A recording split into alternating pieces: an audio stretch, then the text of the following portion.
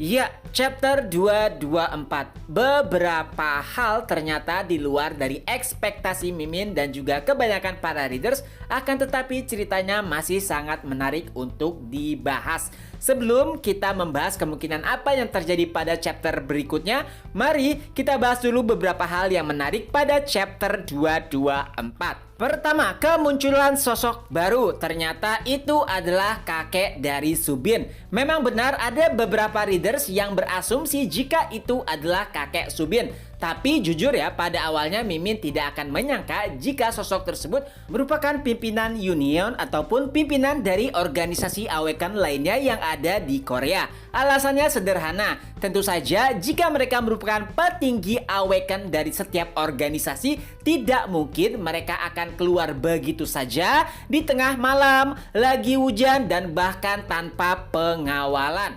Itulah kenapa dari awal Mimin tidak berasumsi jika itu adalah sosok yang merupakan bagian dari awekan Korea. Dan yang lebih ekstrim, tidak hanya Mimin, ada banyak juga para readers yang berasumsi jika sosok tersebut merupakan ayah Jiwoo. Dan ternyata, tetot, asumsi tersebut salah besar. Ternyata itu adalah kakek Subin. Mungkin masih butuh waktu yang agak lama untuk mengetahui identitas dari ayah Jiwoo. Selanjutnya terkait dengan masa lalu Subin. Seperti apa yang dikatakan Jisuk, perubahan Subin baru saja terjadi beberapa bulan ke belakang. Bahkan sebelumnya Subin nampak sedikit feminim dengan rambut panjangnya. Nah, kira-kira menurut para readers apa yang memicu Subin sehingga karakteristiknya berubah 180 derajat? Tentunya ya, kemungkinan besar ini adalah masalah internal keluarga Subin. Dan nampaknya ya, dari apa yang terjadi pada chapter 224, ayah Subin ataupun orang tua Subin memiliki sedikit perselisihan dengan kakek Subin. Entah apa yang telah mereka berdua lakukan, yang terpenting adalah kakek Subin tidak menginginkan Subin seperti kedua orang tuanya. Yang artinya orang tua Subin tidak akan pernah menjadi pimpinan Union selanjutnya.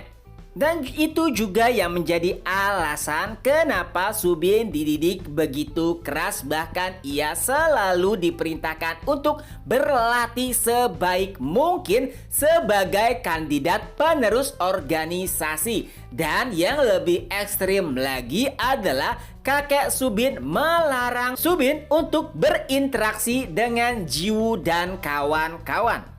Nah, tapi di ending chapter 224 terlihat Jiwoo mengunjungi Union. Kira-kira apa yang terjadi pada chapter mendatang? Pertama, kemungkinan nanti kita akan diperlihatkan sedikit flashback tentang apa yang terjadi pada Subin dan kenapa tingkah laku ataupun karakteristiknya berubah 180 derajat. Yang kedua, kemungkinan Jiwoo pada akhirnya akan bertemu dengan kakek Subin ataupun dengan Subin dan terjadilah perbincangan.